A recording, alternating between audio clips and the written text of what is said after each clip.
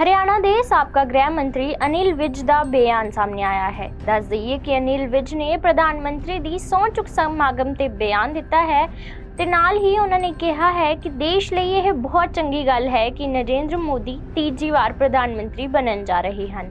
NDA ਨੇ ਸਰਬਸੰਮਤੀ ਨਾਲ ਉਹਨਾਂ ਨੂੰ ਆਪਣਾ ਨੇਤਾ ਚੁਣ ਲਿਆ ਹੈ। ਅਸੀਂ ਹਰਿਆਣਾ ਲੋਕ ਸਭਾ ਚੋਣਾਂ ਦੇ ਨਤੀਜਿਆਂ ਦੀ ਸਮੀਖਿਆ ਕਰ ਰਹੇ ਹਾਂ। ਹਰਿਆਣਾ ਵਿਧਾਨ ਸਭਾ ਚੋਣਾਂ ਵਿੱਚ ਇੱਕ ਵਾਰ ਫਿਰ ਭਾਜਪਾ ਦੀ ਸਰਕਾਰ ਬਣੇਗੀ। ਦੱਸ ਦਈਏ ਕਿ ਉਹ नरेंद्र मोदी ਦੇ ਤੀਜੇ ਵਾਰ प्रधानमंत्री बनने के नतीजे ते बेहद खुश नजर आए। देखिए, ये बहुत सुखद बात है कि तीसरी बार नरेंद्र मोदी जी बतौर प्रधानमंत्री शपथ लेने जा चुके हैं।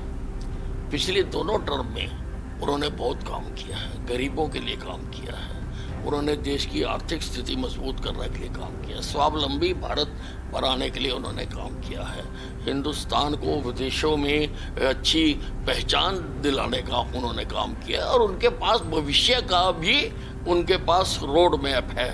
उन्होंने बात कही हुई है कि 2047 तक विकसित भारत बनाएंगे, यानी देश की सारी समस्याओं का समाधान करेंगे।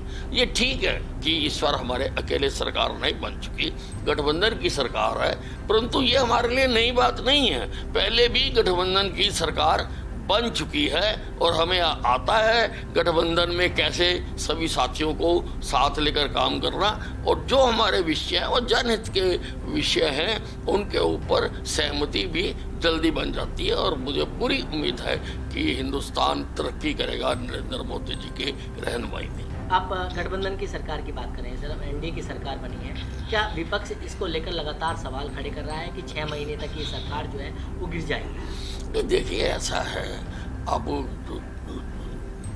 अगर सपने लेने हैं तो लेते रहें। सपने लेने के ऊपर कोई टैक्स तो लगा नहीं हुआ, कोई लेता रहे सपने। लेकिन ये सरकार पूरा 5 वर्ष तक चलेगी और उसके आगे भी भारतीय जनता पार्टी की सरकार रहेगी। आप बीजेपी की सरकार की बात कर रहे हैं, लेकिन हरियाणा में जिस तरीके से विधानसभा चुनाव में और जिस तरीके से लोकसभा में गिराफ गिरा है, क्या इसका नुकसान विधानसभा चुनाव में देखने को लिए मिले?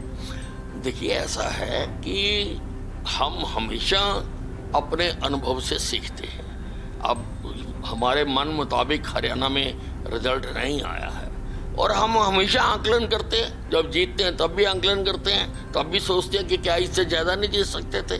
और जब अब मन मुताबिक नहीं आया है, हमने पूरा उसकी समीक्षा करनी शुरू कर दी है।